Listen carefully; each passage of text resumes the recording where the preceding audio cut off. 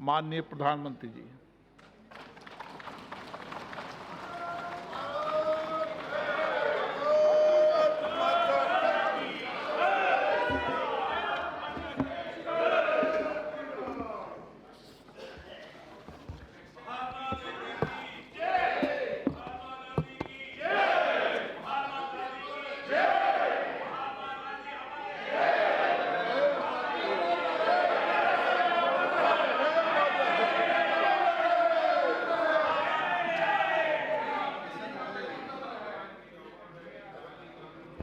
बस इतना ही।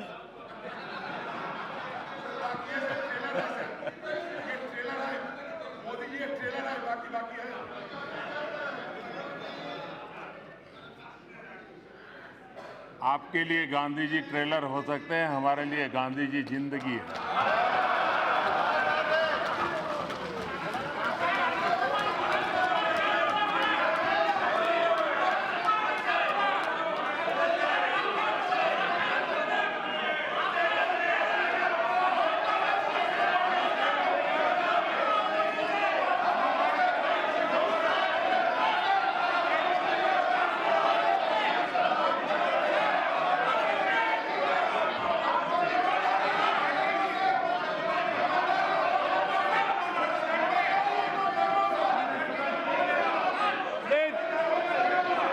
No, please, please, manager, Gogoi ji, please, no, manager, चलो, नो, माननीय प्रधानमंत्री जी, ये आपको मैं जवाब नहीं दूंगा, बैठ जाइए। माननीय अध्यक्ष महोदय,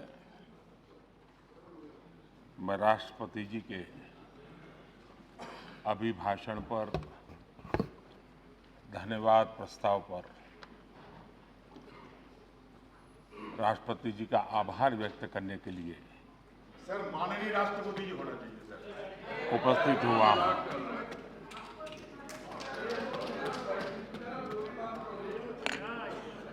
माननीय राष्ट्रपति जी ने न्यू इंडिया का विजन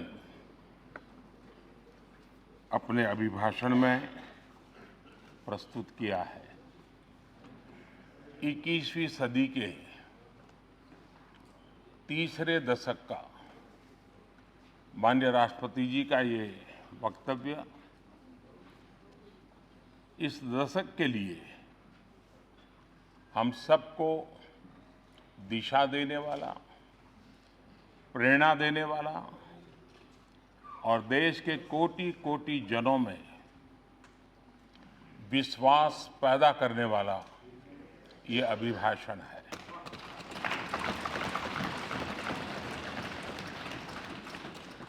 इस चर्चा में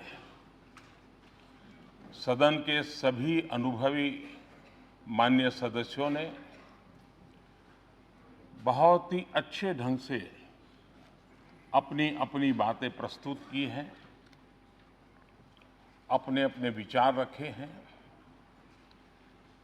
चर्चा को समृद्ध करने का हर किसी ने अपने तरीके से प्रयास किया है। श्रीमान अधीर रंजन चौधरी जी, प्रोफेसर सौगत राय जी, डॉक्टर शशि थरूर जी, श्रीमान ओवैसी जी, दानिश अली जी, रामकृपाल यादव जी, पीपी चौधरी जी, पिनाकी मिश्रा जी, अखिलेश यादव जी, विनायक जी राउत, कई नाम हैं। मैं सबके नाम लूंगा तो समय शायद बहुत जाएगा, लेकिन मैं कहूंगा कि हर एक ने अपने अपने तरीके से अपने विचार प्रस्तुत किए हैं। लेकिन एक स्वर ये उठा है कि सरकार को इन सारे कामों की इतनी जल्दी क्या है, सब चीजें एक साथ क्यों कर रहे हैं, ऐसा भाव भी लोगों के बातों में से आता है। तो मैं शुरुआत में श्रीमान सर्वेश्वर दयाल सक्सेना जी की एक कविता को उद्धृत करना चाहूंगा और वही शायद हमारे संस्कार भी हैं, हमारी सरकार का स्वभाव भी है और उसी के कारण, उसी प्रेरणा के कारण हम लीक से हट करके तेज गति से आगे बढ़ने की दिशा में प्रयास कर रहे हैं। श्रीमान सर्वेश्वर दयाल जी ने अपनी एक कविता में लिखा है, लीक पर वो चले, लीक पर वे चले जिनके चरण दुर्बल और हारे हैं, जिनके चरण दुर्बल और हारे हैं। हमें तो जो हमारी यात्रा से बने, हमें तो जो हमारी यात्रा से बने, ऐसे अनिर्मित पथ ही प्यारे हैं।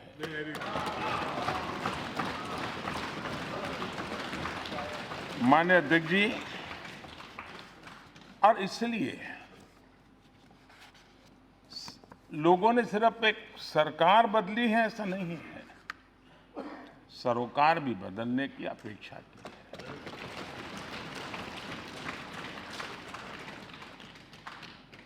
एक नई सोच के साथ काम करने की देश की इच्छा और अपेक्षा के कारण हमें यहां आकर के सेवा करने का अवसर मिला है। लेकिन अगर हम उसी तरीके से चलते जिस तरीके से आप लोग चलते थे, उसी रास्ते से चलते जिस रास्ते की आपको आदत हो गई थी, तो शायद 70 साल के बाद भी इस देश में से आर्टिकल 370 नहीं हटा। आप ही के तौर तरीके से चलते तो मुस्लिम बहनों को 3 तलाक की तलवार आज भी डराती रहती। अगर आप ही के रास्ते चलते तो नाबालिग से रेप के मामले में फांसी की सजा का कानून नहीं बना। अगर आप ही के सोच के साथ चलते तो राम जन्मभूमि आज भी विवादों में रहती। अगर आप ही की सोच होती, अगर आप ही की सोच होती तो करतारपुर साहब कॉरिडोर कभी नहीं बन पाता। अगर आप ही के तरीके होते, आप ही का रास्ता होता, तो भारत बांग्लादेश सीमा विवाद कभी नहीं सुलझता। माननीय अध्यक्ष जी,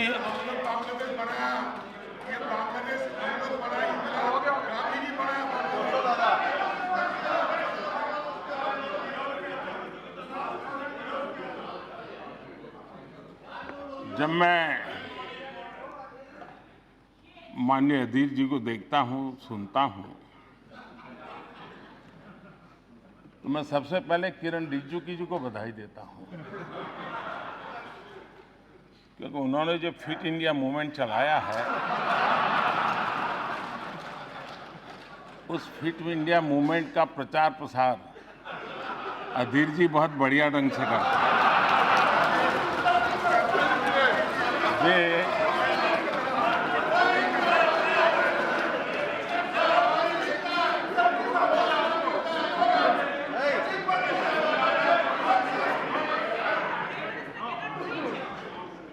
वे भाषण भी करते हैं और भाषण के साथ साथ जिम भी करते हैं।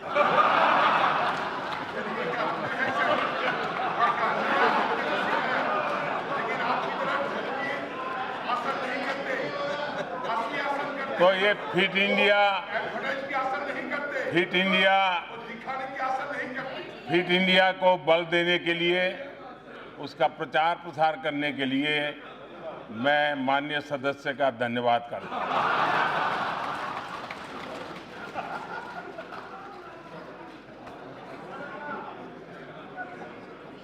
माननीय अध्यक्ष जी, कोई इस बात से तो इनकार नहीं कर सकता है कि देश चुनौतियों से लोहा लेने के लिए हर पल कोशिश करता रहा है।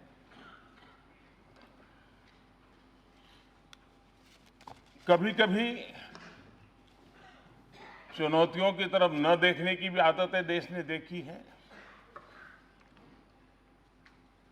चुनौतियों को चुनने का सामर्थ्य नहीं, ऐसे लोगों को भी देखा है। लेकिन आज दुनिया की भारत के पास से जो अपेक्षा है, हम अगर चुनौतियों को चुनौती नहीं देंगे, अगर हम हिम्मत नहीं दिखाते और अगर हम सबको साथ लेकर के आगे चलने का गति नहीं बढ़ाते, तो शायद देश को अनेक समस्याओं से लंबे अरसे तक जूझना पड़ता। और इसलिए माननीय अध्यक्ष जी, अगर कांग्रेस के रास्ते हम चलते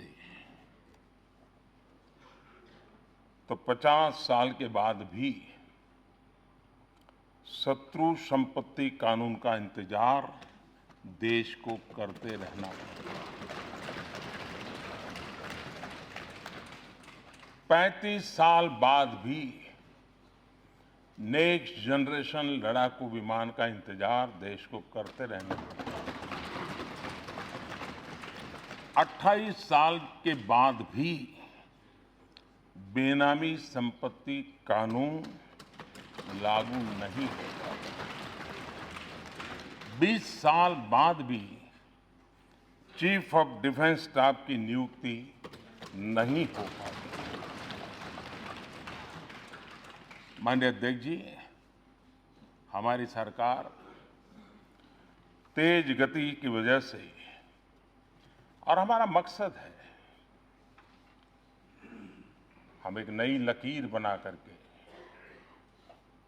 लीक से हट करके चलना चाहते हैं। और इसलिए हम इस बात को भली भांति समझते हैं कि आजादी के 70 साल के बाद देश लंबा इंतजार करने के लिए तैयार नहीं और नहीं होना चाहिए। और इसलिए हमारी कोशिश है स्पीड भी बढ़े, स्केल भी बढ़े, डिटर्मिनेशन भी हो और डिसिसिवनेस भी हो, सेंसिटिविटी भी हो और सॉल्यूशन भी होना चाहिए। हमने जिस तेज गति से काम किया है, उस तेज गति से काम का परिणाम है कि देश की जनता ने 5 साल में देखा और देखने के बाद उसी तेज गति से आगे बढ़ने के लिए थोड़ी अधिक ताकत के साथ हमें फिर से सेवा करने का मौका दिया।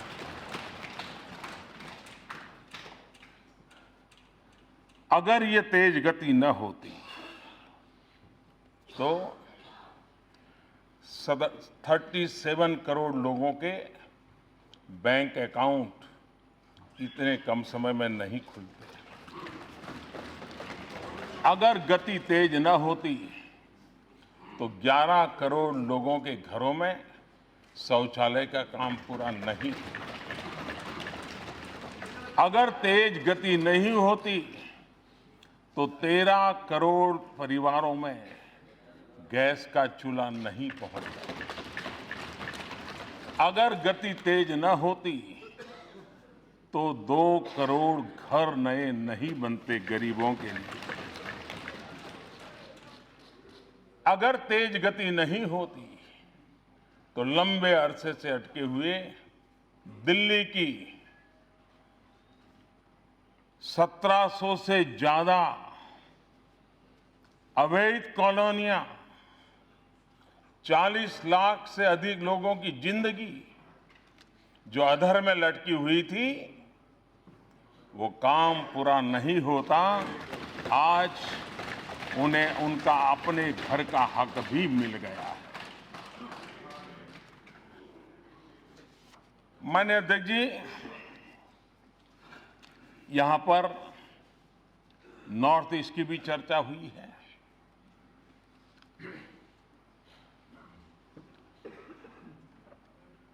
नॉर्थ ईस्ट को कितने दशकों तक इंतजार करना पड़ा। वहां पर राजनीतिक समीकरण बदलने का सामर्थ्य इतनी सीटें नहीं है और इसलिए राजनीतिक तराजू से जब निर्णय होते रहे तो हमेशा ही वो क्षेत्र उपेक्षित रहा। हमारे लिए नॉर्थ ईस्ट वोट के तराजू से तोड़ने वाला क्षेत्र नहीं है। भारत की एकता और अखंडता के साथ दूर दराज क्षेत्रों में बैठे हुए भारत के नागरिकों के लिए और उनके सामर्थ्य का भारत के विकास के लिए उपयुक्त उपयोग हो, शक्ति उनकी काम आए, देश को आगे बढ़ाने में काम आए, इस श्रद्धा के साथ वहां के एक एक नागरिक के प्रति अपार विश्वास के साथ आगे बढ़ने का हमारा प्रयास रहा है। और इसी के कारण नॉर्थ ईस्ट में गत 5 वर्ष जो कभी उनको दिल्ली दूर लगती थी, आज दिल्ली उनके दरवाजे पर जाकर के खड़ी हो गई। लगातार मंत्री नॉर्थ ईस्ट में दौरा करते रहे, रात रात वहां रुकते रहे, छोटे छोटे इलाके में जाते रहे, टियर 2, टियर 3 छोटे स्थानों पर गए, लोगों से संवाद किया, मेरा विश्वास का वातावरण पैदा किया और विकास के जो आवश्यकताएं होती जो 21वीं सदी से जुड़ी हुई है, चाहे बिजली की बात हो, चाहे रेल पहुंचाने की बात हो, चाहे हवाई अड्डे बनाने की बात हो, चाहे मोबाइल कनेक्टिविटी की बात हो, इन सब चीजों को हमने करने का प्रयास किया है। और वो विश्वास कितना बड़ा परिणाम देता है जो इस सरकार के कार्यकाल में देखा जा रहा है।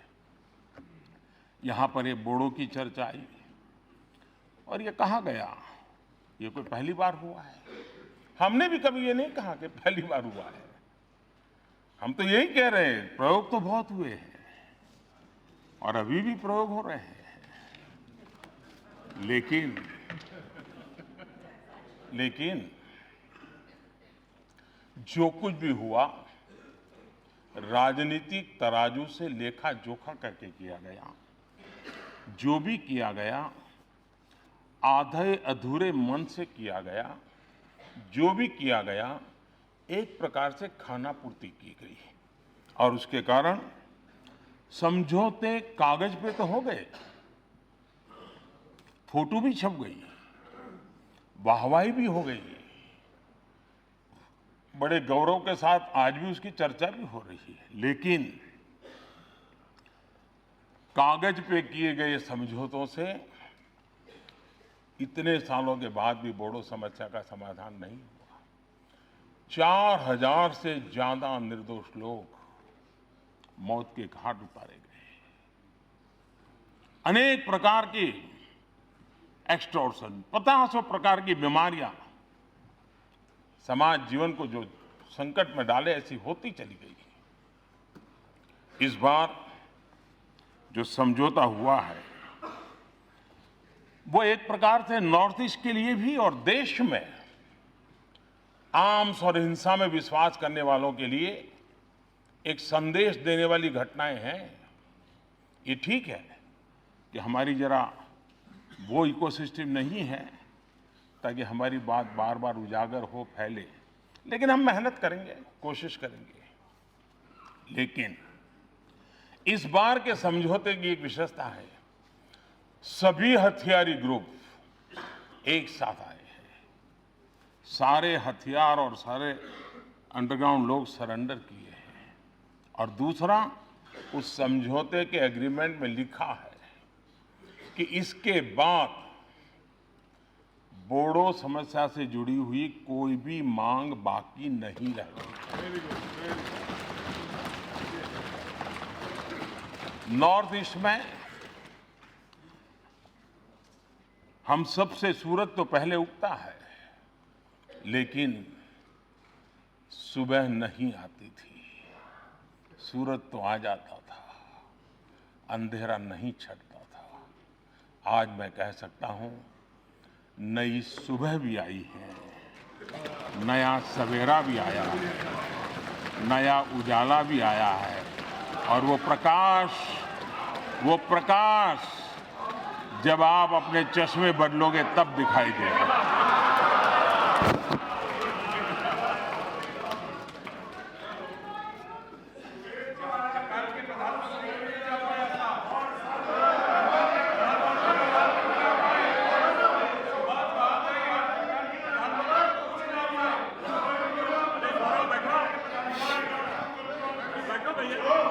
मैं आपका बहुत आभारी हूं ताकि बोलने के लिए बीच बीच में मुझे आप विराम दे रहे हैं।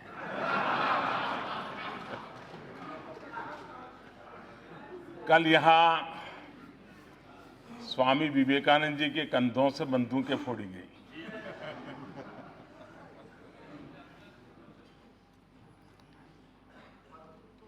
आपने उसको रिकॉर्ड पर से निकाल दिया है, इसलिए मैं उल्लेख तो नहीं करूंगा, लेकिन मुझे एक पुरानी एक छोटी सी कथा याद आती है। एक बार कुछ लोग रेल में सफर कर रहे थे, और जब रेल में सफर कर रहे थे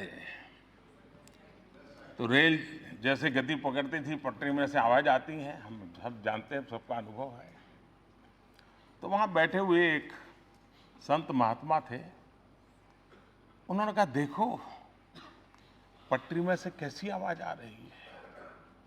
इन निर्जीव पटरी भी हमें कह रही है, प्रभु कर दे बेड़ा पार।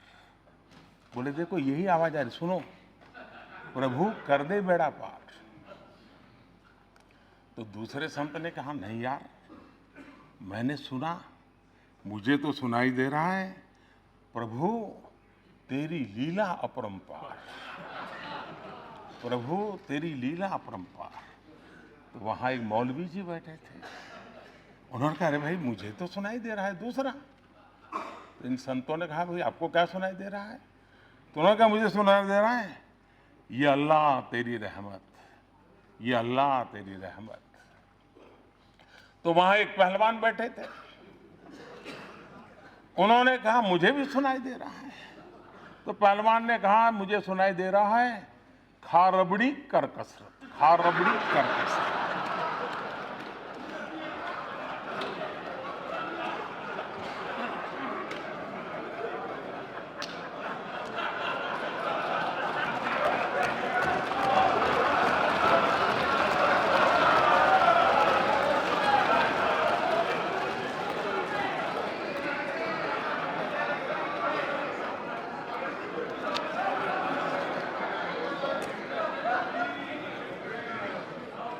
कल जो विवेकानंद जी के नाम से कहा गया, जैसी मन की रचना होती है वैसा ही सुनाता है, जैसा वैसा ही। आपको ये देखने के लिए इतना दूर नजर करने की जरूरत ही नहीं थी, बहुत कुछ पास में है। सर, अपने लोगों को कहिए कि स्वामी जी से आप ना करें, यही मैं कहता कि वो जो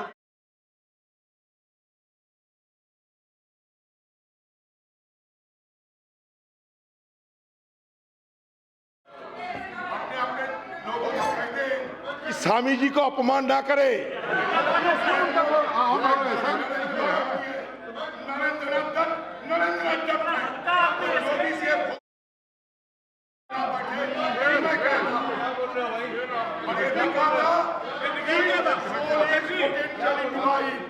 माननीय जोत की राजनीति को पता नहीं है क्या बोल रहे हैं, मत करो। माननीय सर, जोत की राजनीति माननीय की राजनीति मत करो। माननीय प्लीज प्लीज। ये सुरेश जी क्यों हंस रहे हैं जी? हाँ? कोई राज है भाई? सुरेश जी, कभी आपका भी मौका आएगा, इतना जल्दी मत।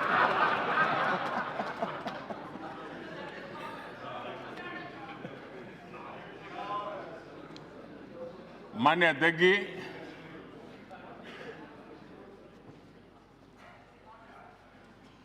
यहां किसानों के विषय में भी बातचीत हुई है। बहुत से महत्वपूर्ण काम और बहुत से नए तरीके से, नई सोच के साथ पिछले दिनों किया गया है और माननीय राष्ट्रपति जी ने अपने अभिभाषण में उसका जिक्र भी किया है। लेकिन जिस प्रकार से यहां चर्चा करने का प्रयास हुआ है, मैं नहीं जानता वो अज्ञानवश है कि जानबूझ करके है, क्योंकि कुछ चीजें ऐसी हैं अगर जानकारियां होती तो शायद हम ऐसा न करते। हम जानते हैं कि 1.5 गुना एमएसपी करने वाला विषय कितने लंबे समय से अटका हुआ था। हमारे समय का नहीं था, पहले से था, लेकिन ये किसानों के प्रति हमारी जिम्मेवारी थी कि उस काम को भी हमने पूरा कर दिया। मैं हैरान हूं, सिंचाई योजनाएं 80-90% धन खर्च करके 20-20 साल से पड़ी हुई थी, कोई पूछने वाला नहीं था। फोटो निकलवा दी, बस काम हो गया। हमको करीब 99 ऐसी योजनाओं को हाथ लगाना पड़ा, 1 लाख करोड़ रुपए से ज्यादा खर्च करके उनको उसके लॉजिकल एंड तक ले गए और अब किसानों को उसका फायदा होना शुरू हुआ।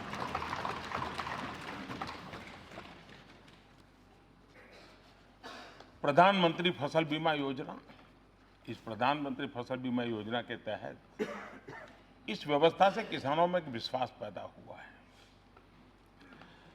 किसानों की तरफ से करीब 13,000 करोड़ रुपए प्रीमियम आया, लेकिन प्राकृतिक आपदा के कारण जो नुकसान हुआ उसके तहत करीब 56,000 करोड़ रुपए किसानों को बीमा योजना से प्राप्त हुए। किसान की आय बढ़े, ये हमारी प्राथमिकता है। इनपुट कॉस्ट कम हो, ये हमारी प्राथमिकता है। और पहले एमएसपी के नाम पे क्या होता था हमारे देश में? पहले 7 लाख टन दाल और तिलहन की खरीद हुई। हमारे कार्यकाल में 100 लाख टन। 7 और 100 का फर्क तो समझ आएगा।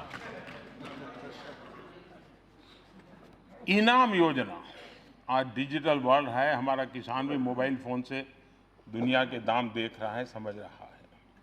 इनाम योजना के नाते किसान अपना बाजार में माल बेच सके, उस योजना को लिया हमने। और मुझे खुशी है कि गांव का किसान इस व्यवस्था से करीब 1.25 करोड़ किसान अब तक उससे जुड़ चुके हैं और करीब करीब 1 लाख करोड़ रुपए का कारोबार किसानों ने अपनी पैदावार का इस इनाम योजना से किया। टेक्नोलॉजी का उपयोग किया है। हमने किसान क्रेडिट कार्ड का विस्तार हो, उसके साथ साथ एलाइड एक्टिविटीज, चाहे पशुपालन हो, मछली पालन हो, मुर्गी पालन हो, सौर ऊर्जा की तरफ जाने का प्रयास हो, सोलार पंप की बात हो, ऐसे नए अनेक चीजें जोड़ी हैं जिसके कारण आज उसकी आर्थिक स्थिति में भी एक बहुत बड़ा बदलाव आया है। 2014 में हमारे आने से पहले कृषि मंत्रालय का बजट 27,000 करोड़ रुपए था। अब ये बढ़कर के 5 गुना 27,000 करोड़ था, अब बढ़कर के 5 गुना और लगभग 1.5 लाख करोड़ हमने पहुंचाया।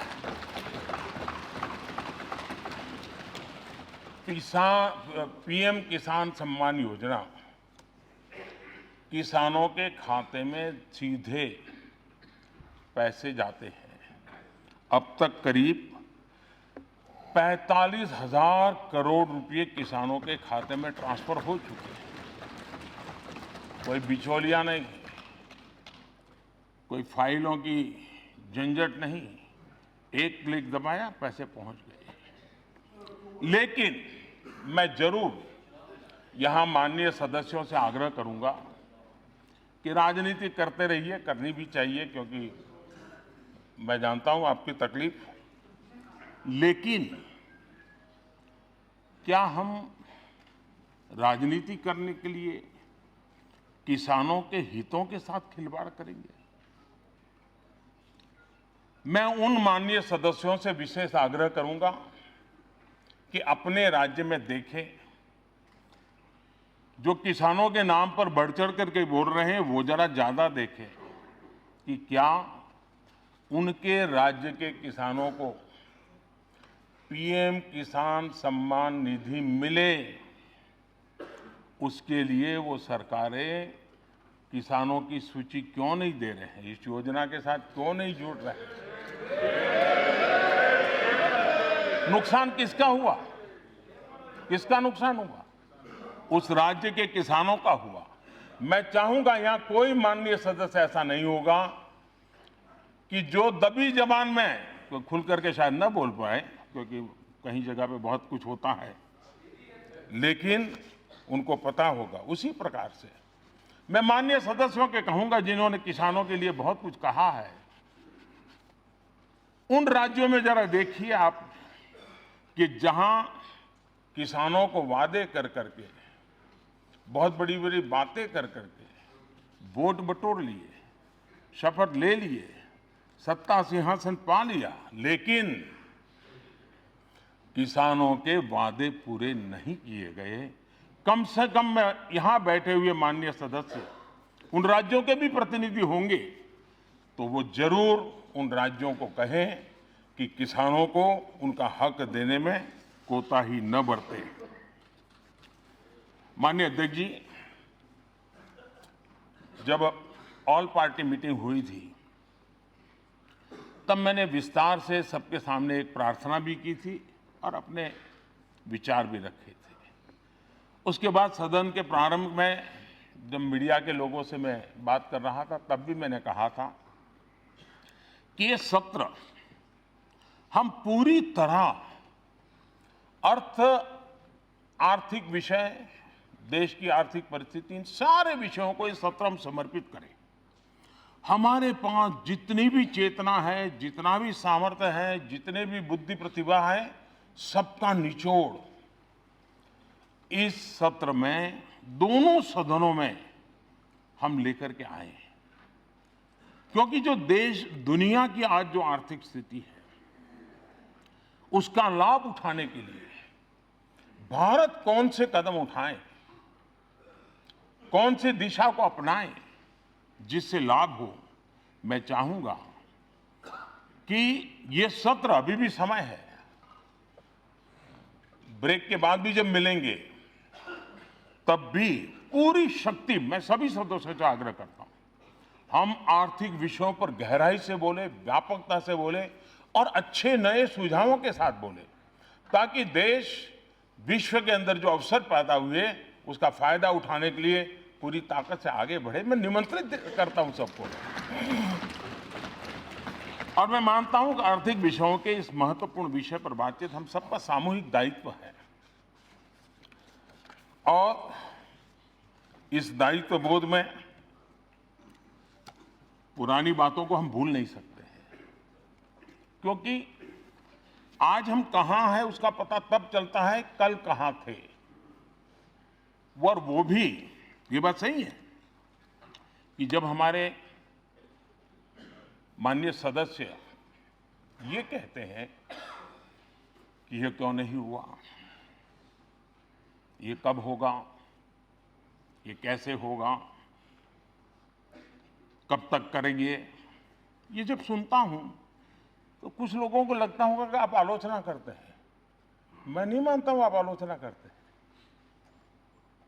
मुझे खुशी है कि आप मुझे समझ पाए हैं, क्योंकि आपको विश्वास है करेगा तो यही करेगा।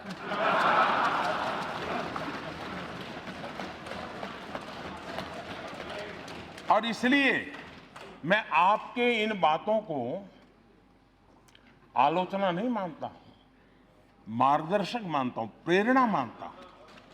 और इसलिए मैं इन सारी बातों का स्वागत करता हूं और स्वीकार करने का प्रयास भी करता हूं। और इसलिए इस प्रकार की जितनी बातें बताई गई हैं, इसके लिए तो मैं विशेष रूप से धन्यवाद करता हूं, क्योंकि क्यों नहीं हुआ, कब होगा, कैसे होगा, ये अच्छी बातें हैं, देश के लिए हम सोचते हैं। लेकिन पुरानी बातों के बिना आज की बात को समझना थोड़ा कठिन होता है। अब हम जानते हैं पहले क्या कालखंड था। करप्शन आए दिन चर्चा होती थी, हर अखबार के हेडलाइन, सदन में भी करप्शन पर ही लड़ाई चलती थी, सब दूर यही बोला जाता था।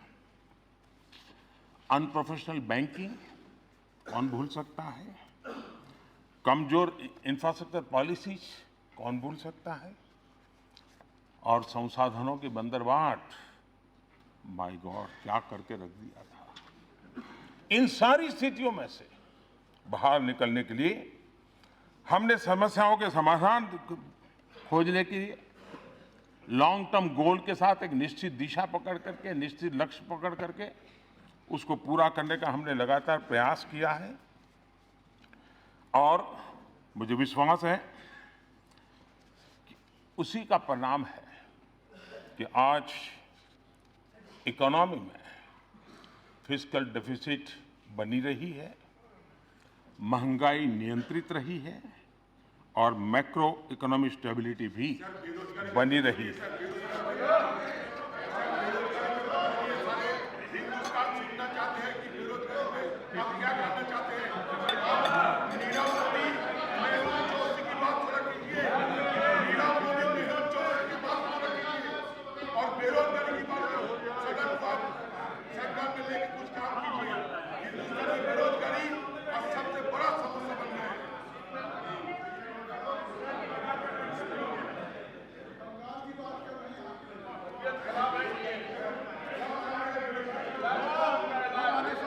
मैं आपका आभारी हूं, क्योंकि आपने मेरे प्रति विश्वास जताया है।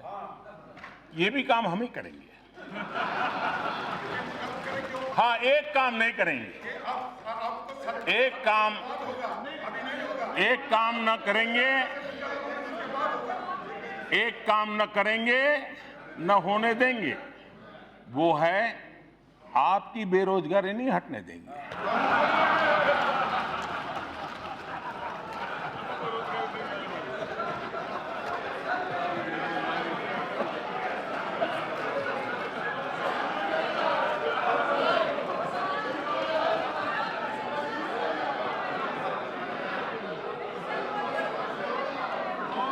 जीएसटी का बहुत बड़ा महत्वपूर्ण निर्णय हो, कॉरपोरेट टैक्स कम करने की बात हो, आईबीसी लाने की बात हो, एफडीआई रिजीम को लिबरलाइज करने की बात हो, बैंकों में रिकैपिटलाइजेशन करने की बात हो, जो भी समय समय पर आवश्यकता रही है और जो भी एक दीर्घकालीन मजबूती के लिए जरूरत है, सारे कदम हमारी सरकार उठा रही है, उठाए हैं और उसके लाभ भी आना शुरू हुए हैं। और वो रिफॉर्म्स जिसकी चर्चा हमेशा हुई है, आपके यहां भी जो पंडित लोग थे वो यही कहते रहते थे, लेकिन कर नहीं पाते थे। अर्थशास्त्री भी जिन बातों की बातें करते थे, आज एक के बाद एक उसको लागू करने का काम हमारी सरकार कर गए। इन्वेस्टर्स का भरोसा बढ़े, अर्थव्यवस्था को मजबूती मिले, उसको लेकर के भी हमने कई महत्वपूर्ण निर्णय किए हैं। 2019 जनवरी से 2020 के बीच 6 बार जीएसटी रेवेन्यू 1 लाख करोड़ से ज्यादा रहा है। अगर मैं एफडीआई की बात करूं तो 2018 अप्रैल से सितंबर एफडीआई $22 बिलियन था। आज उसी अवधि में ये एफडीआई $26 बिलियन पार कर गया है। ये इस बात का सबूत है कि विदेशी निवेशकों का भारत के प्रति विश्वास बढ़ा है, भारत की अर्थव्यवस्था पर विश्वास बढ़ा है और भारत में आर्थिक क्षेत्र में अपार अवसर है, ये कन्विक्शन बना है, तब जाकर के लोग आते हैं। और गलत अफवाहें फैलाने के बावजूद भी लोग उनसे बाहर निकल करके आ रहे हैं, ये भी बहुत बड़ी बात है। सर, पेट खाली बजाओ ताली।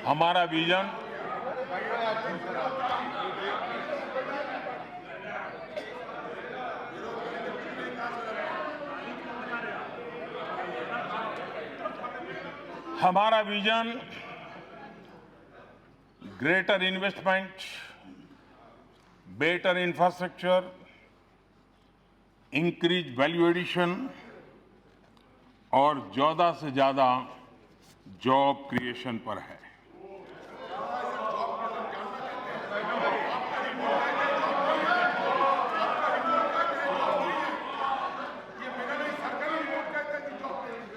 देखिए, मैं किसानों से बहुत कुछ सीखता हूं। किसान जो होता है ना, वो बड़ी गर्मी में खेत जोत करके तैयार रखता है, बीज बोता नहीं उस समय, सही समय पर बीज बोता है। तो अभी जो पिछले 10 मिनट से चल रहा है ना, वो मेरा खेत जोतने का काम चल रहा है। अब बराबर आपके दिमाग में जगह हो गई है, अब मैं एक एक करके बीज डालूंगा।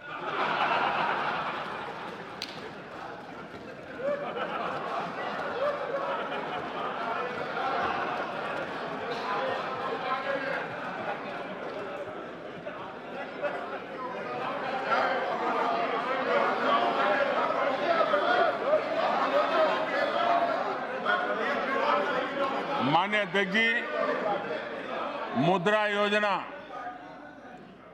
Startup India, stand up India, इन योजनाओं ने देश में स्वरोजगार को बहुत बड़ी ताकत दी है। इतना ही नहीं,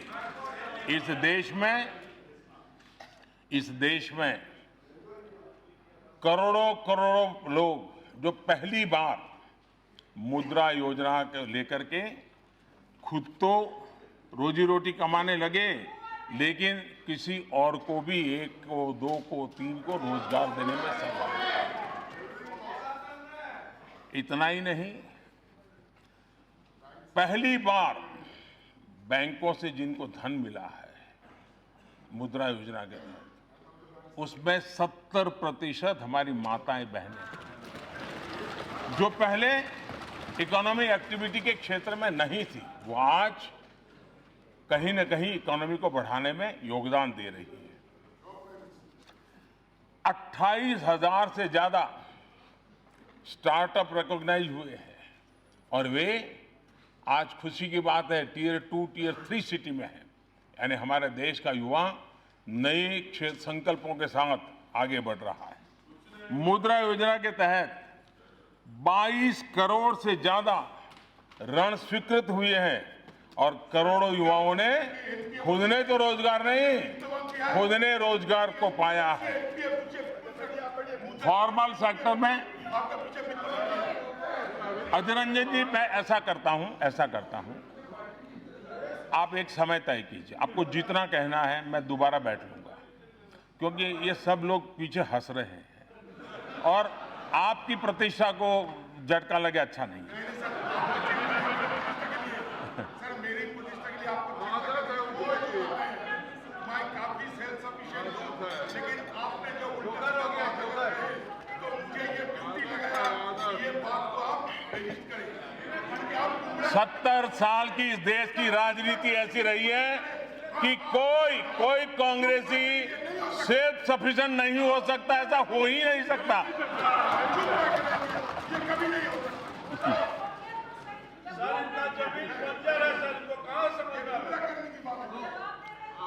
वर्ल्ड बैंक के डेटा ऑन एंटरप्रेन्योर्स, उसमें भारत का दुनिया के अंदर तीसरा स्थान है। सितंबर 2017 से नवंबर 2019 के बीच ईपीएफओ पैरोल डाटा में 1,39,00,000 नए सब्सक्राइबर्स आए। ये बिना रोजगार को कोई पैसे जमा नहीं करता है जी।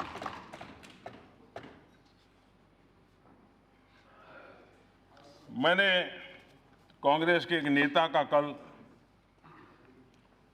घोषणा पत्र सुना। उन्होंने घोषणा की है कि 6 महीने में मोदी को डंडे मारेंगे।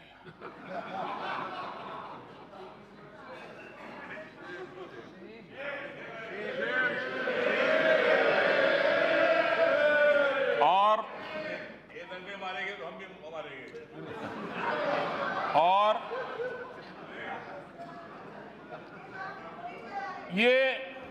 ये बात सही है कि काम जरा कठिन है, तो तैयारी के लिए 6 महीने तो लगते ही हैं। तो 6 महीने का समय तो अच्छा है, लेकिन मैं भी 6 महीने में तय किया हूं कि रोज सूर्य नमस्कार की संख्या बढ़ा दूंगा, ताकि अब तक करीब 20 साल से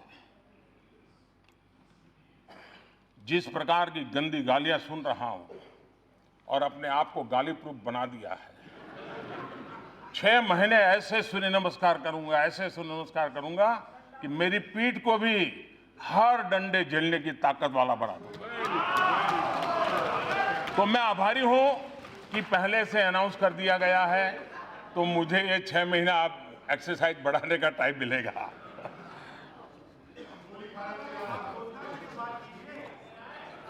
माननीय अध्यक्ष जी,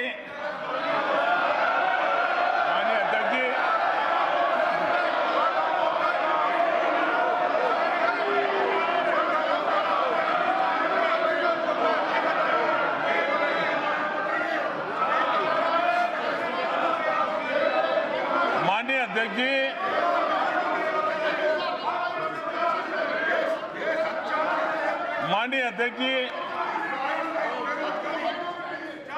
मैं 30-40 मिनट से बोल रहा था, लेकिन करंट पहुंचते पहुंचते इतनी देर लगी।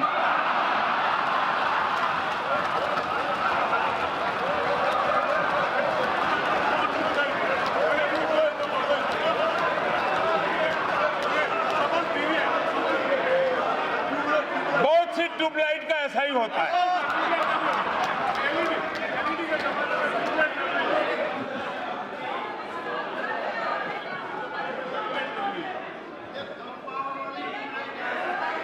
माननीय अध्यक्ष जी, इंडस्ट्री 4.0 और डिजिटल इकोनॉमी, ये करोड़ों नई जॉब्स के लिए अवसर लेकर के आती है। स्किल डेवलपमेंट, नई स्किल फोर्स तैयार करना, लेबर रिफॉर्म, संसद के अंदर ऑलरेडी एक प्रस्ताव तो आगे बढ़ा है और भी कुछ प्रस्ताव है। मुझे विश्वास है कि ये सदन उसको भी बल देगा, ताकि देश में रोजगार के अवसरों में कोई रुकावट ना आए। हम पिछली सदी की सोच के साथ आगे नहीं बढ़ सकते हैं। हमने बदली हुई वैश्विक परिस्थिति में नई सोच के साथ इन सारे बदलावों के लिए आगे आना होगा और मैं इस सदन के सभी माननीय सदस्यों से प्रार्थना करता हूं कि लेबर रिफॉर्म के जो काम और सब लेबर यूनियन के साथ मिलकर के तय हुआ है, उसको जितना जल्दी आगे बढ़ाएंगे, रोजगार के नए अवसरों के लिए सुविधा बढ़ेगी।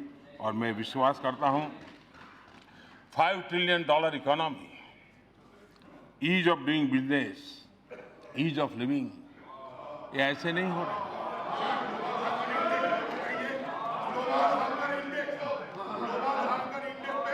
बांग्लादेश से भी पीछे हो गए, पाकिस्तान से पीछे है ग्लोबल हंगर इंडेक्स में। क्यों? आपकी जमाने में आपकी जमाने में वो बेचा जा रहा है, सारे प्रॉफिट मेकिंग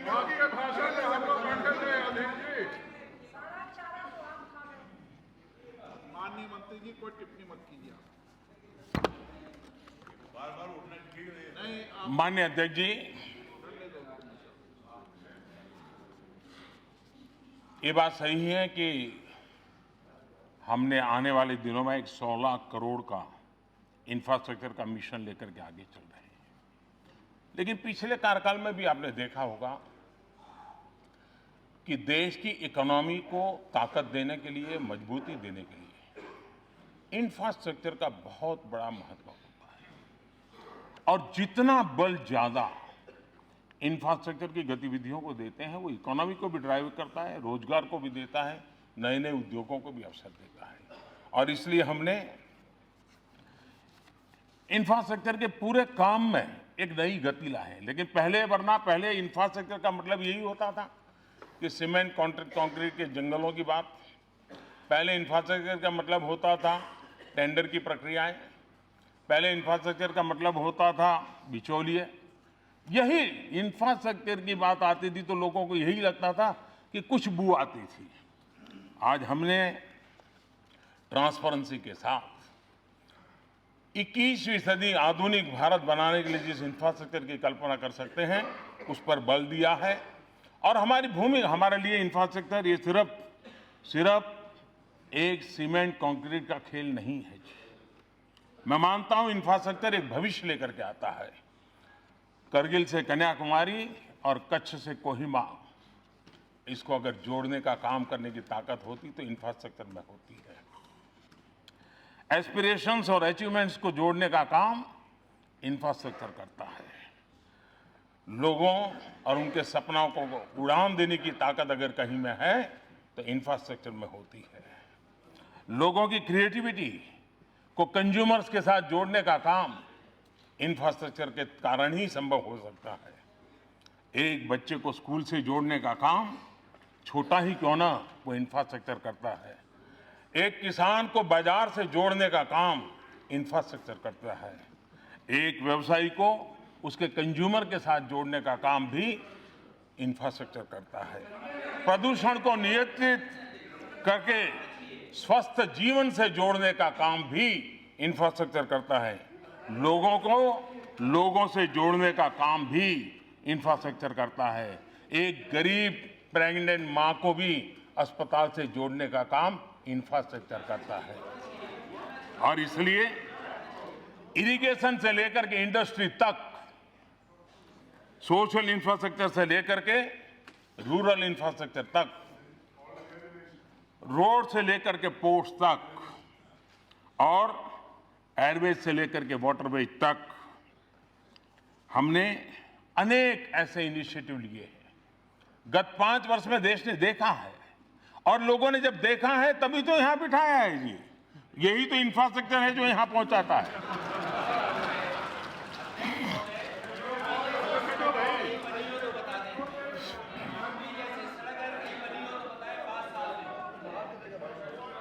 यूपी की जनता ने बता दिया है जी।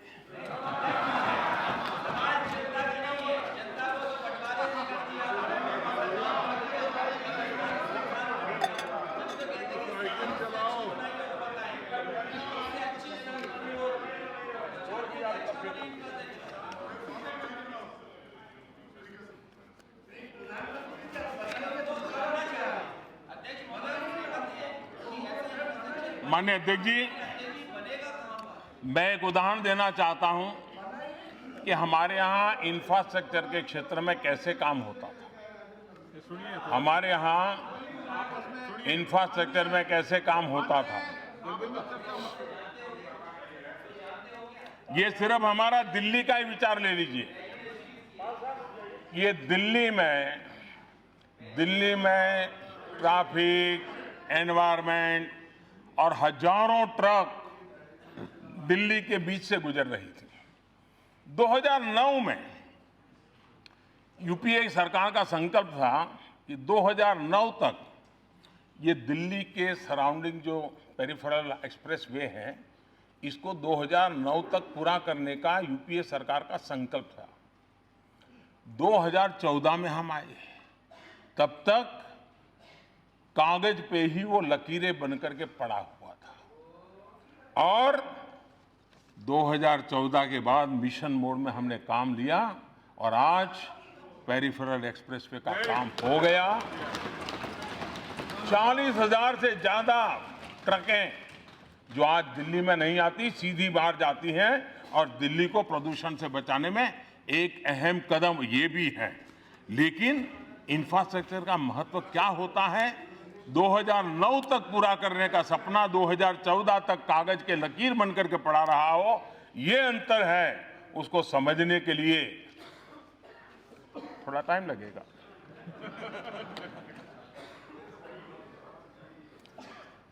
माननीय अध्यक्ष जी, कुछ और विषयों को मैं जरा स्पष्ट करना चाहता हूं। शशि थरूर जी, नींद आती होगी लेकिन फिर भी क्योंकि कुछ लोगों ने जरा बार बार यहां पर संविधान बचाने की बातें की है, और मैं भी मानता हूं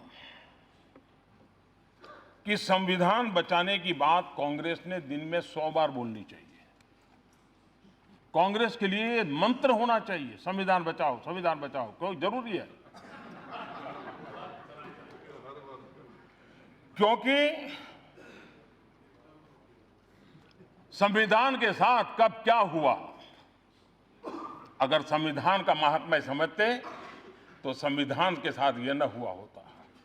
और इसलिए जितनी बार आप संविधान बोलोगे, हो सकता है कुछ चीजें आपको अपनी गलतियों का एहसास करवा देगी, आपके इरादों का एहसास करवा देगी, और आपको सच में संविधान इस देश के अंदर महामूल्य है, इसका ताकत का अनुभव कराएगी। माननीय अध्यक्ष जी, यही लोग हैं। इमरजेंसी में संविधान बचाने के काम आपको याद नहीं आया था? आपातकाल, यही लोग हैं जो संविधान बचाने के लिए उनको बार बार बोलने की जरूरत है, क्योंकि न्यायपालिका से न्यायिक समीक्षा का अधिकार छीनने का पाप जिन्होंने किया है, इनको तो संविधान बार बार बोलना ही पड़ेगा। जिन लोगों ने लोगों से जीने का कानून छीनने की बात कही थी, उन लोगों को बार बार संविधान बोलना ही पड़ेगा, पढ़ना भी पड़ेगा। जो लोग सबसे ज्यादा बार संविधान के अंदर बदलाव करने के प्रस्ताव को लाया है, उन लोगों को संविधान बचाने की बात बोले बिना कोई चारा नहीं है। दर्जनों बार राज्य सरकारों को बर्खास्त कर दिया है, लोगों की चुनी हुई सरकारों को बर्खास्त कर दिया है। उनके लिए संविधान बचाना, ये बोल बोल करके इन संस्कारों को जीने की आवश्यकता है। कैबिनेट ने एक प्रस्ताव पारित किया है, लोकतंत्र और संविधान से बनी हुई कैबिनेट, उसने एक प्रस्ताव पारित किया हो, उस प्रस्ताव को प्रेस कॉन्फ्रेंस में फाड़ देना उन लोगों के लिए संविधान बचाने की शिक्षा लेना बहुत जरूरी है। और इसलिए उन लोगों को बार बार संविधान बचाओ ये मंत्र बोलना बहुत जरूरी है। पीएम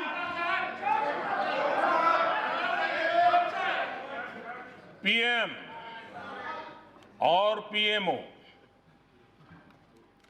पीएम और पीएमओ के ऊपर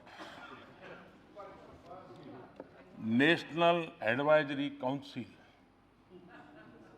रिमोट कंट्रोल से सरकार चलाने का तरीका करने वालों को संविधान का महात्म्य समझना बहुत जरूरी है। संविधान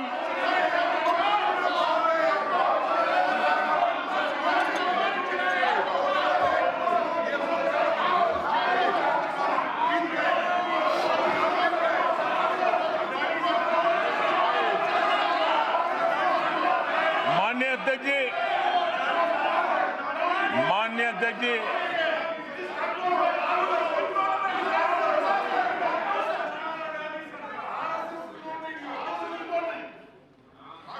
माननीय अध्यक्ष जी, संविधान की वकालत के नाम पर दिल्ली और देश में क्या क्या हो रहा है वो देश भली भांति देख रहा है, समझ भी रहा है और देश की चुपकिदी कभी न कभी तो रंग लाएगी। सर्वोच्च अदालत वो संविधान के रचित सीधा सीधा एक महत्वपूर्ण अंग है। देश की सर्वोच्च अदालत बार बार कहे कि आंदोलन ऐसे न हो जो सामान्य मानवी को तकलीफ दे, आंदोलन ऐसे न हो जो हिंसा का रास्ते चल पड़े। ये बार बार और बार बार सुप्रीम कोर्ट के कहने के बाद भी अधीर जी देखिए, आपने इतनी मेहनत की है, आपका सीआर अब ठीक हो गया है, चिंता मत करिए। नहीं, आपका सीआर हो गया, आपका सीआर ठीक हो गया, आपका सीआर ठीक हो गया है, आपका सीआर ठीक हो गया। संविधान बचाने की बातों वालों का न, लेकिन यही वामपंथी लोग, यही कांग्रेस के लोग, यही वोट बैंक की राजनीति करने वाले लोग वहां जा जाकर के उकसा रहे हैं, भड़काऊ बातें कर रहे हैं।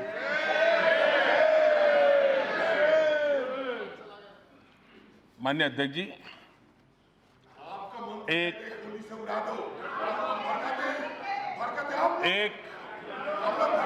शायर ने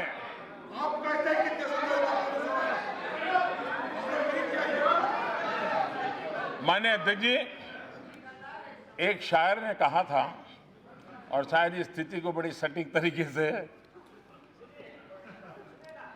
खूब पर्दा है, खूब पर्दा है कि चिलमन से लगे बैठे हैं। खूब पर्दा है कि चिलमन से लगे बैठे हैं, सांप छुपते भी नहीं, सामने आते भी नहीं।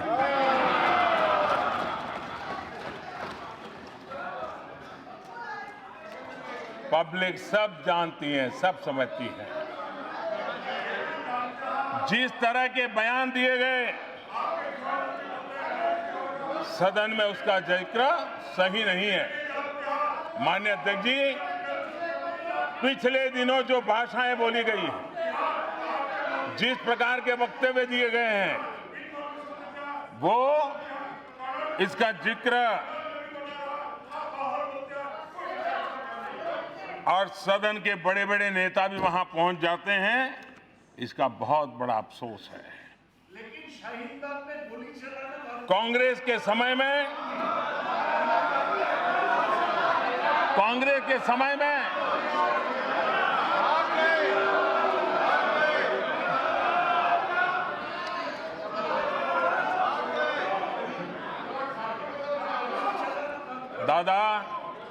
दादा पश्चिम बंगाल के पीड़ित लोग यहां बैठे हैं। अगर वे वहां क्या चल रहा है इसका कच्चा चिट्ठा खोल देंगे ना, तो दादा आपको तकलीफ होगी, दादा आपको तकलीफ होगी। निर्दोष लोगों को किस प्रकार से मौत के घाट उतार दिया जाता है, वो भली भांति जानते हैं लोग।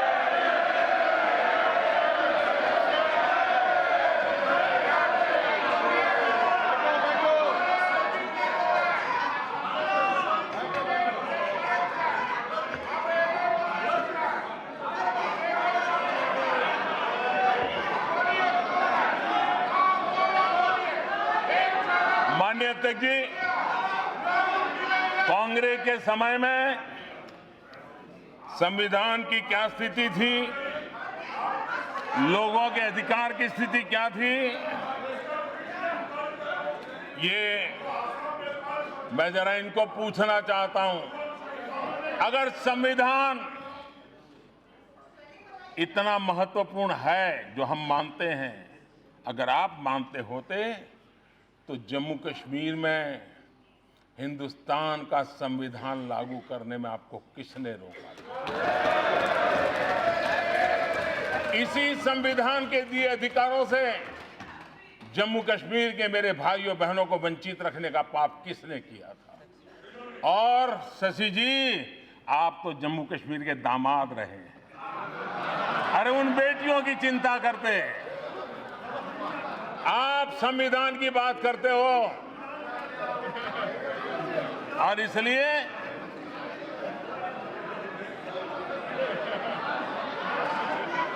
माननीय अध्यक्ष जी,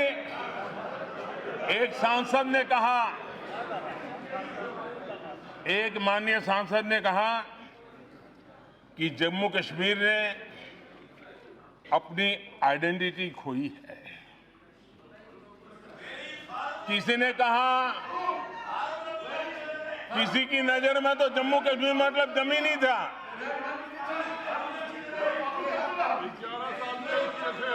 माननीय अध्यक्ष जी, कश्मीर में जिनको सिर्फ जमीन दिखती है, न उनको इस देश का कुछ अंदाज है, न और वो उनकी बौद्धिक दारिद्रता का परिचय करवाता है। कश्मीर ये भारत का मुकुटमणि है। कश्मीर ये भारत का मुकुटमणि है। माननीय अध्यक्ष जी, कश्मीर की आइडेंटिटी बम, बंदूक और अलगाववाद बना दी गई थी। 19 जनवरी 1990, जो लोग आइडेंटिटी की बात करते हैं, 19 जनवरी 1990, वो काली रात, उसी दिन कुछ लोगों ने कश्मीर की आइडेंटिटी को दफना दिया था।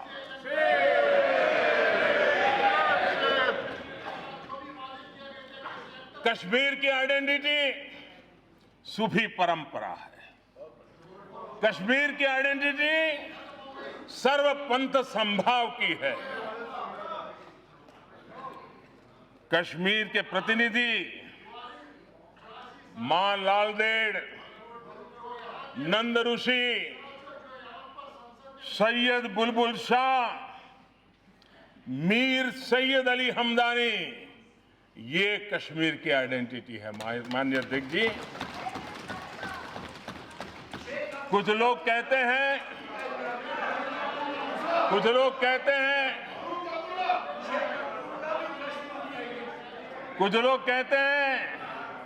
आर्टिकल 370 हटाने के बाद आग लग जाएगी।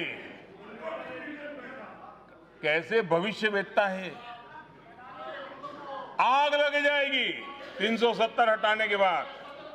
और आज जो लोग बोलते हैं, मैं उनको कहना चाहता हूं, कुछ लोग कहते हैं कुछ नेता जेल में है, डिगना है, फलाना है, वगैरह वगैरह। जरा मैं इस सदन, ये संविधान की रक्षा करने वाला सदन है, ये संविधान को समर्पित सदन है, ये संविधान का गौरव करने वाला सदन है, ये संविधान के प्रति दायित्व निभाने वाले सदस्यों से बना हुआ सदन है। तब जाकर के मैं सभी मान्य सदस्यों के आत्मा को छूने की आज कोशिश करना चाहता हूं, अगर है तो।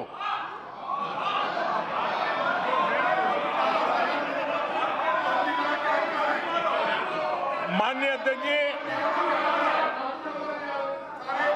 माननीय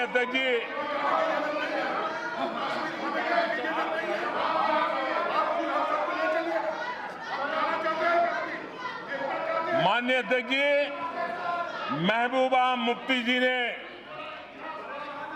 5 अगस्त को क्या कहा था? महबूबा मुफ्ती जी ने कहा था, और संविधान को समर्पित लोग जरा ध्यान से सुने। महबूबा मुफ्ती जी ने कहा था, भारत ने,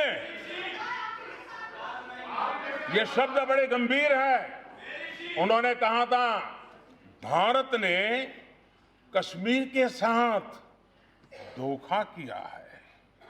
हमने जिस देश के साथ रहने का फैसला किया था उसने हमें धोखा दिया है। ऐसा लगता है कि हमने 1947 में गलत चुनाव कर लिया था। क्या ये संविधान को मानने वाले लोग इस प्रकार की भाषा को स्वीकार कर सकते हैं? क्या उनकी वकालत करते हो? उनका अनुमोदन करते हो? उसी प्रकार से श्रीमान उमर अब्दुल्ला जी ने कहा था, उन्होंने कहा था आर्टिकल 370 को हटाना, आर्टिकल 370 को हटाना।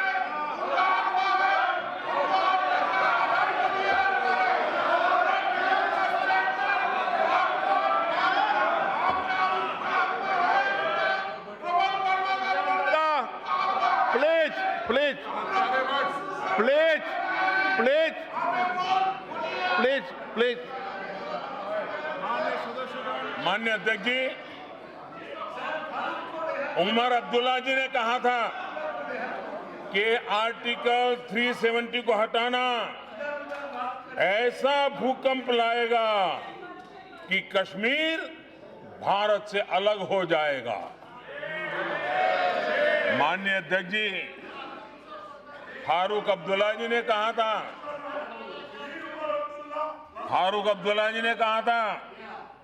370 का हटाया जाना कश्मीर के लोगों की आजादी का मार्ग प्रशस्त करेगा।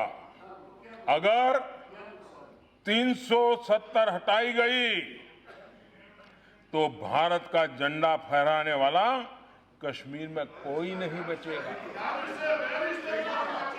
क्या इस भाषा से, इस भावना से क्या हिंदुस्तान के संविधान को समर्पित कोई भी व्यक्ति इसको स्वीकार कर सकता है? क्या इसे सहमत हो सकता है? क्या मैं ये बात उनके लिए कह रहा हूं जिनकी आत्मा है।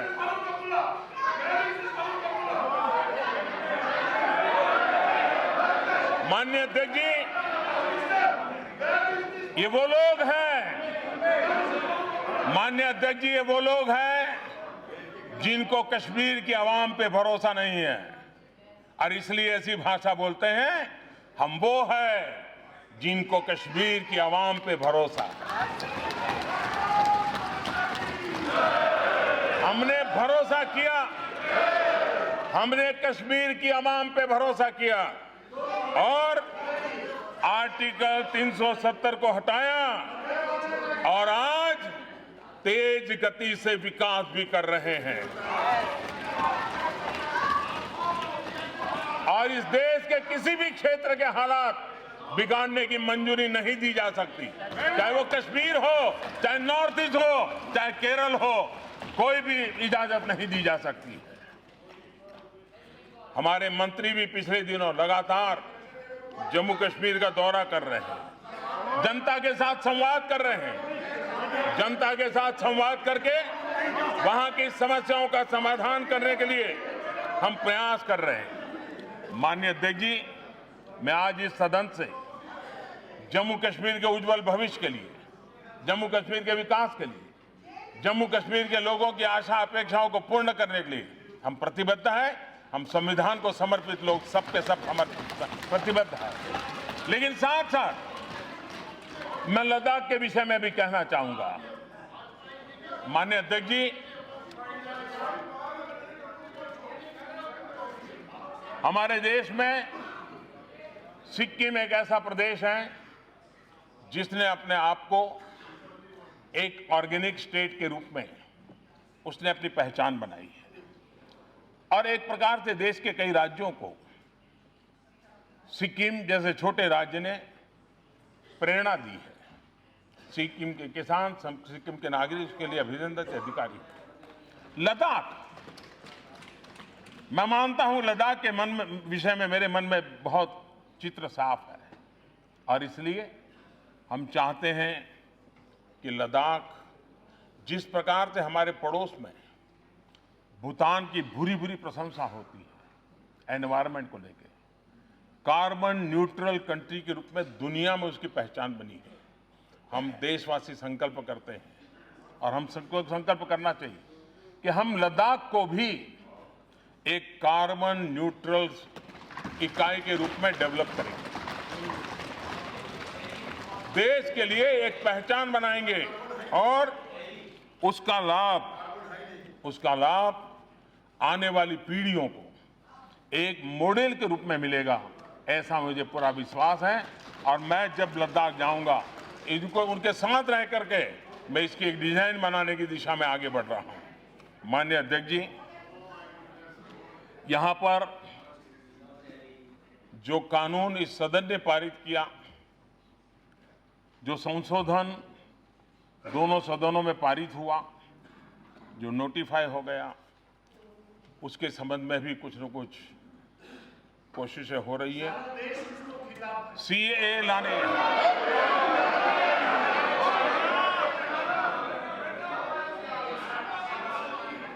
कुछ लोग कह रहे हैं सीएए लाने की इतनी जल्दी क्या थी। कुछ माननीय सदस्यों ने यह कहा कि यह सरकार भेदभाव कर रही है, ये सरकार हिंदू और मुस्लिम कर रही है। कुछ ने कहा कि हम देश के टुकड़े करना चाहते हैं। बहुत कुछ कहा गया, और यहां से बाहर बहुत कुछ बोला जाता है। काल्पनिक भय पैदा करने के लिए पूरी शक्ति लगा दी गई है,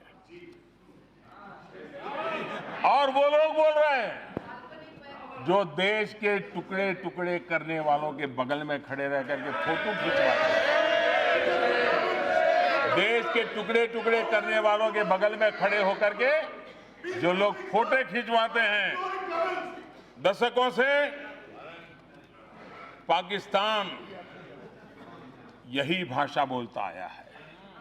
पाकिस्तान यही बातें कर रहा है। भारत के मुसलमानों को भड़काने के लिए पाकिस्तान ने कोई कसर छोड़ी नहीं है। भारत के मुसलमानों को गुमराह करने के लिए पाकिस्तान ने हर खेल खेले हैं, हर रंग दिखाए हैं, और अब उनकी बात चलती नहीं है। पाकिस्तान की बात बढ़ नहीं पा रही है। तब जब मैं हैरान हूं कि जिनको हिंदुस्तान की जनता ने सत्ता के सिंहासन से घर भेज दिया, वे आज उस काम को कर रहे हैं जो कभी ये देश सोच भी नहीं सकता था। हमें याद दिलाया जा रहा है कि क्विट इंडिया का नारा देने वाले, जय हिंद का नारा देने वाले हमारे मुस्लिम ही थे। दिक्कत यही है कि कांग्रेस और उसकी नजर में ये लोग हमेशा ही सिर्फ और सिर्फ मुस्लिम थे।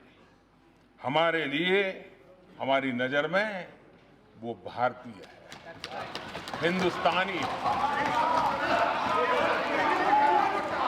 खान अब्दुल गफार खान हो,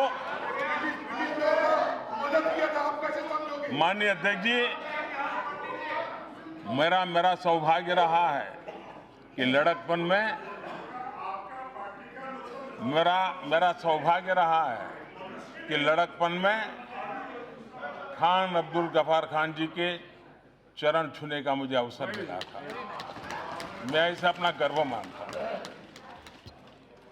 माननीय अध्यक्ष जी, खान अब्दुल गफार खान हो, अशफाकुल्ला खान हो, बेगम हजरत महल हो, वीर शहीद अबलूद हमी हो, या पूर्व राष्ट्रपति श्रीमान एपीजे अब्दुल कलाम हो, सबके सब हमारी नजर से भारतीय हैं।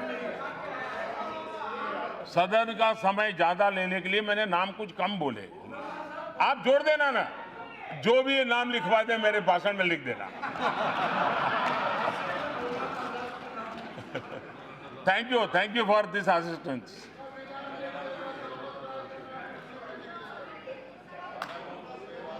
माननीय अध्यक्ष जी, कांग्रेस और उसके जैसे दलों ने जिस दिन भारत को भारत की नजर से देखना शुरू किया, उसे अपनी गलती का एहसास होगा। खैर, मैं कांग्रेस के और उनके इकोसिस्टम का भी बहुत आभारी हूं कि उन्होंने सिटीजनशिप अमेंडमेंट एक्ट को लेकर के हो हल्ला मचाए रखा हुआ है। अगर ये विरोध नहीं करते, ये इतना हो हल्ला नहीं करते, तो शायद उनका असली रूप देश को पता ही नहीं चलता। ये इनका देश ने देख लिया है कि दल के लिए कौन है और देश के लिए कौन है।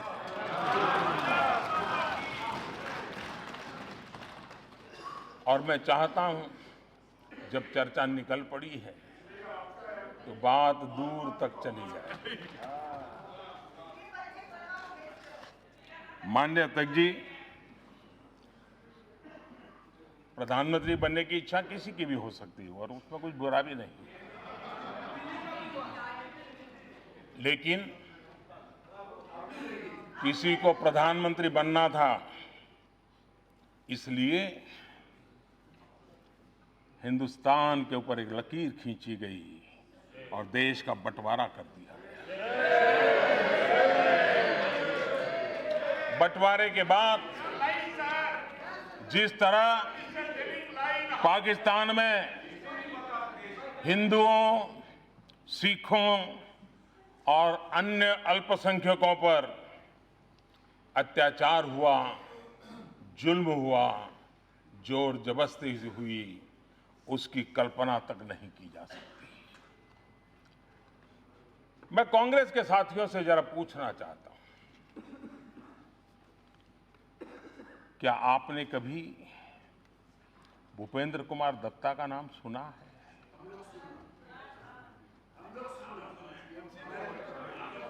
दादा, आप कांग्रेस में चले गए? अरे, ममता दीदी भाषण सुन रही है।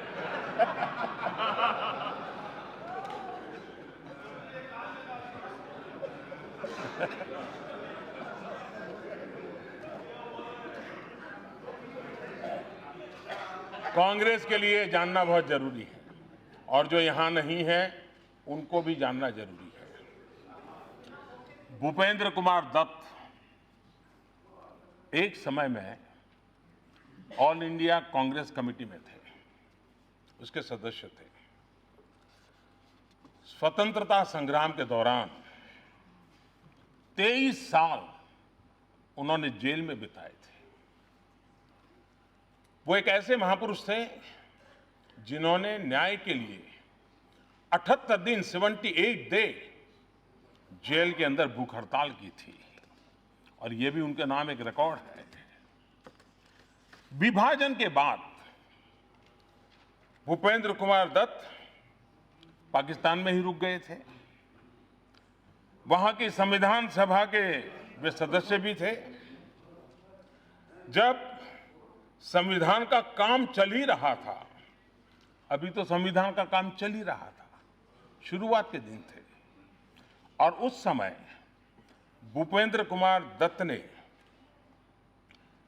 उसी संविधान सभा में जो कहा था, उसे आज मैं दोहराना चाहता हूं, क्योंकि जो लोग हम पे आरोप मढ़ रहे हैं उनके लिए समझना बहुत जरूरी है।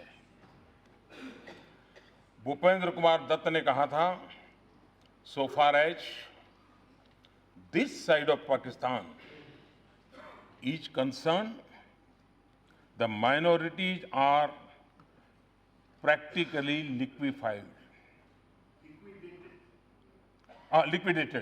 practically liquidated.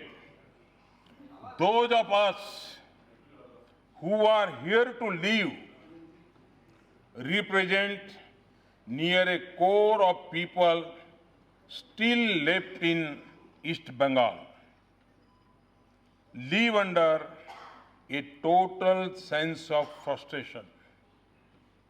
ये भूपेंद्र कुमार दत्त ने बंटवारे के तुरंत बाद वहां की संविधान सभा में ये दर्द व्यक्त किया था। ये हालत थी स्वतंत्रता के शुरुआत के दिनों से ही अल्पसंख्यकों की, वहां के अल्पसंख्यकों की। इसके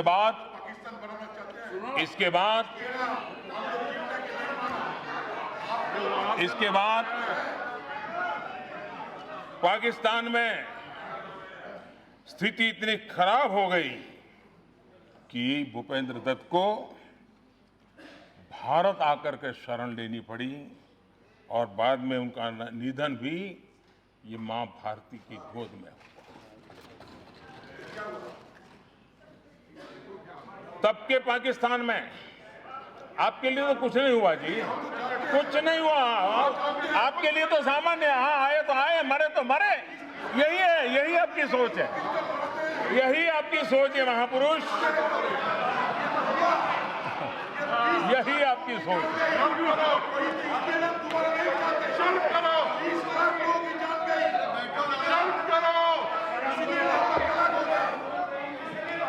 माननीय अध्यक्ष जी,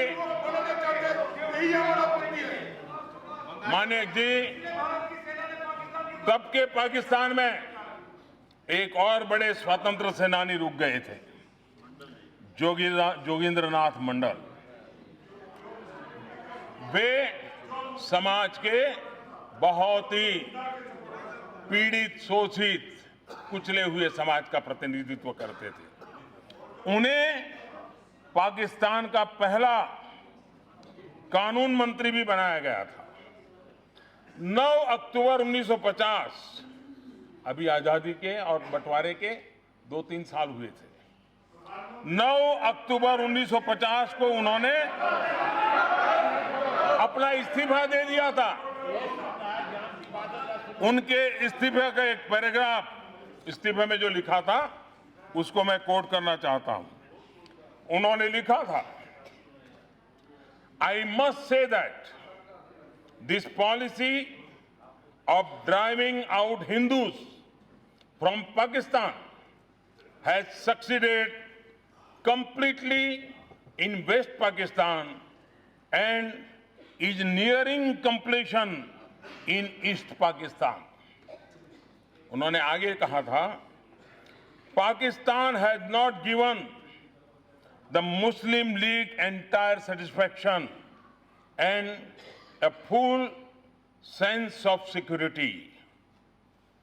They now want to get rid of the Hindu intelligentsia so that the political, economic and social life of Pakistan may not in any way influenced by them. ये मंडल जी ने अपने इस्तीफे में लिखा था। इन्हें भी आखिरकार भारत ही आना पड़ा और उनका निधन भी मां भारती की गोद में हुआ। इतने दशकों के बाद भी पाकिस्तान की सोच नहीं बदली है। वहां आज भी अल्पसंख्यकों पर अत्याचार हो रहे हैं। अभी अभी नानकाना साहब के साथ क्या हुआ वो सारे देश और दुनिया ने देखा है। और ये ऐसा ही नहीं है कि सिर्फ हिंदू और सिखों के साथ होता है, और भी माइनॉरिटी के साथ ऐसा ही जुल्म वहां होता है। ईसाइयों को भी ऐसी ही पीड़ा झेलनी पड़ती है। सदन के में चर्चा के दौरान गांधी जी के कथन को लेकर के भी बात कही गई। कहा गया कि सीए पर सरकार जो कह रही है वो गांधी जी की भावना नहीं थी। खैर, कांग्रेस जैसे दलों ने तो गांधी जी की बातों को तो दशकों पहले छोड़ दिया था।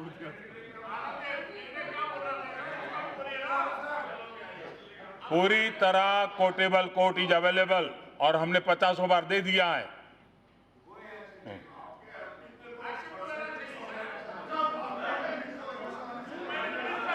लेकिन आपने तो गांधी जी को छोड़ दिया है और इसलिए न देश आपसे कोई अपेक्षा करता है,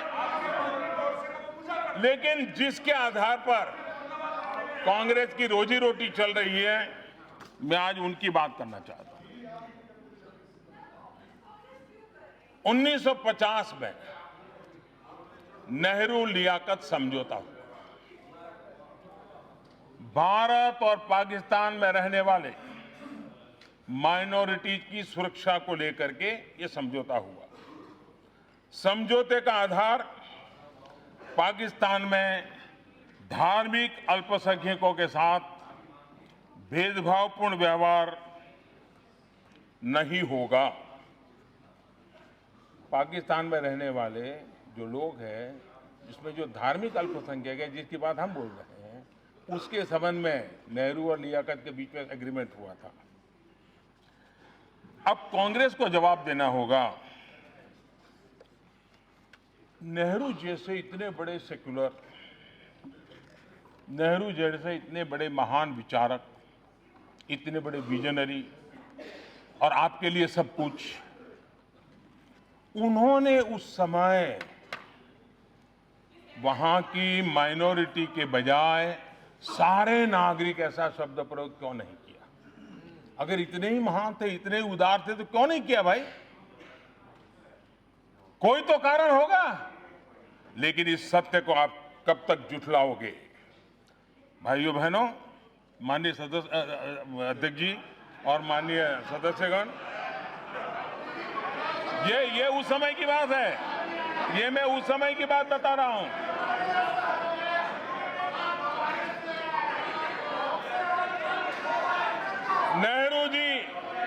नेहरू जी समझौते में पाकिस्तान की माइनॉरिटी इस बात पर कैसे मान गए? जरूर कुछ न कुछ वजह होगी। जो बात हम बता रहे हैं आज, वही बात उस समय नेहरू जी ने बताई थी।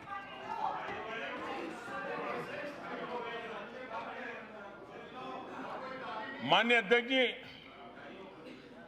नेहरू जी ने माइनॉरिटी शब्द क्यों प्रयोग किया? ये आप बोलेंगे नहीं क्योंकि आपको तकलीफ है, लेकिन नेहरू जी खुद इसका जवाब देके गए। मुझे मालूम है आप उनको भी छोड़ दोगे, जहां जरूरत पड़े आप किसी को भी छोड़ सकते। नेहरू जी ने नेहरू लियाकत समझौता साइन होने के एक साल पहले असम के तत्कालीन मुख्यमंत्री श्रीमान गोपीनाथ जी को एक पत्र लिखा था, और गोपीनाथ जी को पत्र में जो लिखा था वो उसमें कोट करना चाहता हूं। उन्होंने पत्र में लिखा था, जो लोग हम पे कहते हैं ना हम हिंदू मुस्लिम कर रहे हैं, हम देश को बांट रहे हैं, ये नेहरू जी ने क्या कहा था, ये जरा याद रखना। गोपीनाथ जी जो असम के मुख्यमंत्री थे, नेहरू जी ने लिखा था,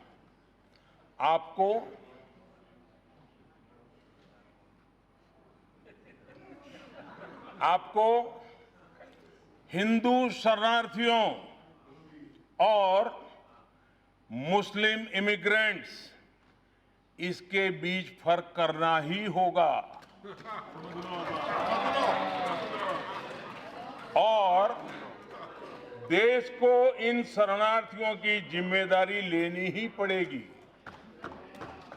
उस समय असम के मुख्यमंत्री को उस समय के भारत के प्रधानमंत्री पंडित नेहरू जी ने लिखी हुई चिट्ठी है। नेहरू लियाकत समझौते के बाद कुछ महीनों के भीतर ही नेहरू जी का इसी संसद के फ्लोर पर 5 नवंबर 1950 उनका एक बयान है। 5 नवंबर 1950 5 नवंबर 1950 नेहरू जी ने कहा था, इसमें कोई संदेह नहीं है कि जो प्रभावित लोग भारत में सेटल होने के लिए आए हैं, ये नागरिकता मिलने के हकदार है और अगर इसके लिए कानून अनुकूल नहीं है तो कानून में बदलाव किया जाना चाहिए। 5 नवंबर 1950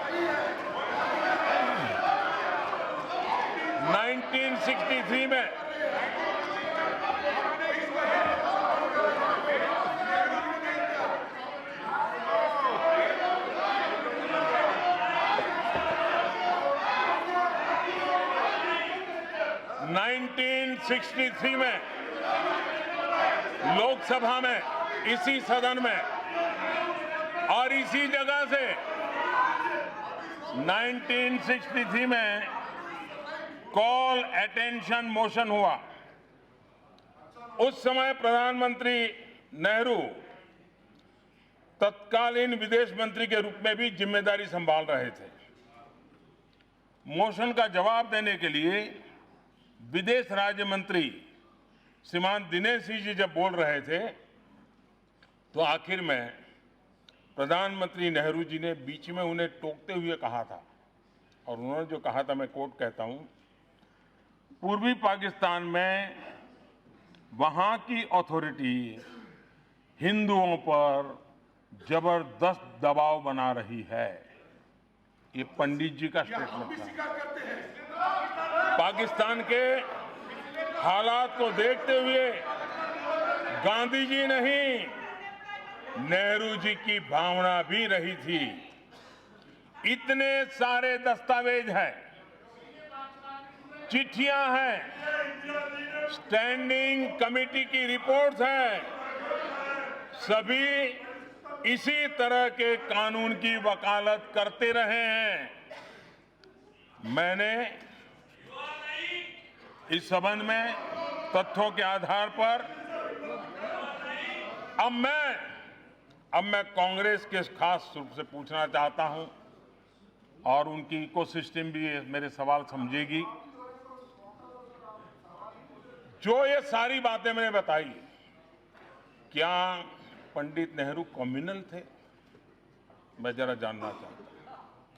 क्या पंडित नेहरू हिंदू मुस्लिम में भेद किया करते थे? क्या पंडित नेहरू हिंदू राष्ट्र बनाना चाहते थे? जो उन्होंने जो बातें कही, क्या पंडित नेहरू हिंदू राष्ट्र बनाना चाहते थे? माननीय अध्यक्ष जी, कांग्रेस की दिक्कत यह है, वो बातें बनाती हैं, झूठे वादे करती हैं और दशकों तक वो वादों को टालती रहती है।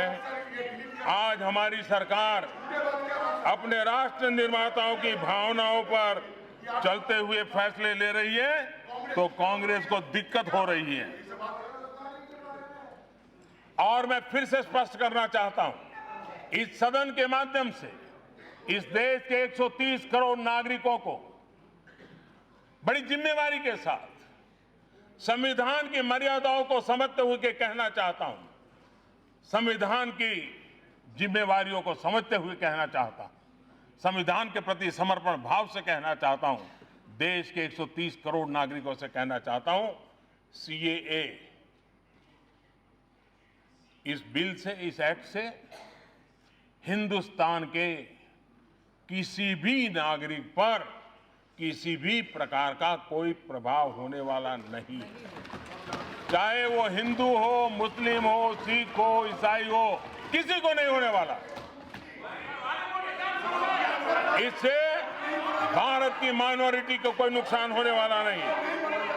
फिर भी जिन लोगों को देश की जनता ने नकार दिया है, वो लोग वोट बैंक की राजनीति करने के लिए ये खेल खेल रहे हैं।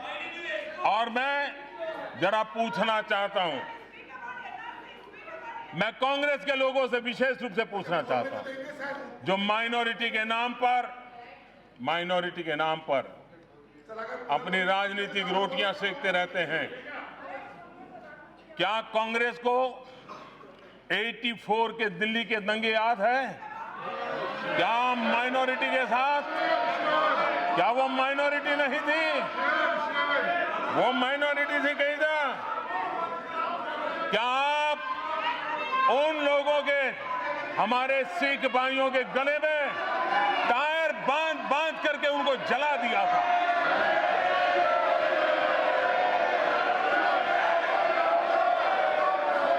इतना ही नहीं, सिख दंगों के आरोपियों को जेल में तक भेजने का काम आपने किया नहीं। इतना ही नहीं, आप जिन पर आरोप लगे हुए हैं, सिख दंगों को भड़काने के जिन पर आरोप लगे हैं, उनको आज मुख्यमंत्री बना देते हो।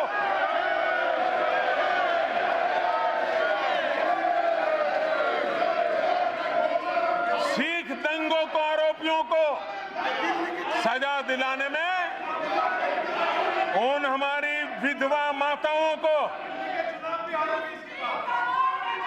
3 दशक तक न्याय के लिए इंतजार करना पड़ा। क्या वो माइनॉरिटी नहीं थी? क्या माइनॉरिटी के लिए 2 तराजू होंगे? क्या यही आपके तरीके होंगे?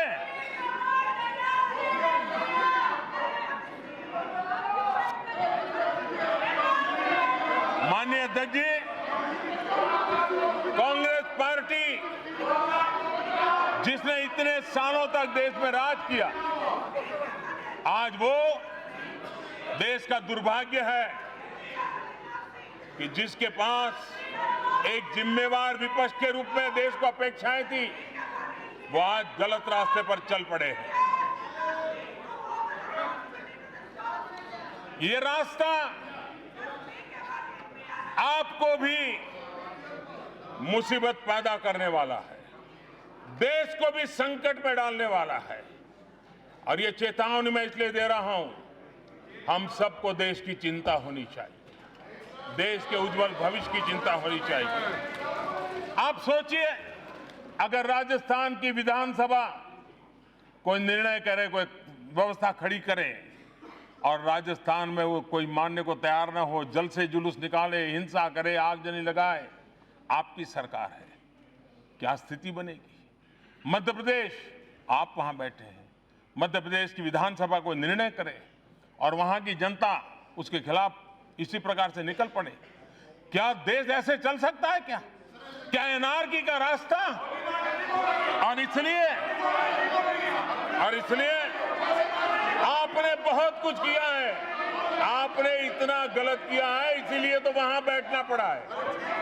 ये आपके कारनामों का ही परिणाम है कि जनता ने आपको वहां बिठाया है। और इसलिए लोकतांत्रिक तरीके से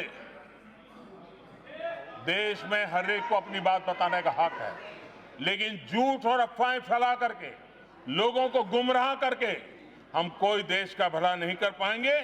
और इसलिए मैं आज संविधान की बातें करने वालों को विशेष रूप से आग्रह करता हूं, आइए संविधान को सम्मान करें, आइए मिल बैठ करके देश चलाएं, आइए देश को आगे ले जाएं, $5 ट्रिलियन इकोनॉमी के लिए एक संकल्प लेकर के हम चले। आइए देश के 15 करोड़ परिवार जिनको पीने का शुद्ध जल नहीं मिल रहा है, वो पहुंचाने का संकल्प करें। आइए देश के हर गरीब को पक्का घर लेने के काम को हम मिल करके आगे बढ़े ताकि उनको पक्का घर मिले। आइए देश के किसान हो, मछुआरे हो, पशुपालक हो, उनकी आय बढ़ाने के लिए हम कामों को सफलतापूर्वक आगे बढ़ाइए। आइए हर पंचायत को ब्रॉडबैंड कनेक्टिविटी दें। आइए एक भारत श्रेष्ठ भारत बनाने का संकल्प लेकर के हम आगे बढ़े। माननीय अध्यक्ष जी, भारत के उज्जवल भविष्य के लिए हम मिल बैठ करके आगे चले। इसी एक भावना के साथ मैं माननीय राष्ट्रपति जी को अनेक अनेक धन्यवाद करते हुए मैं मेरी वाणी को विराम देता हूं। आपका भी मैं विशेष आभार व्यक्त करता हूं।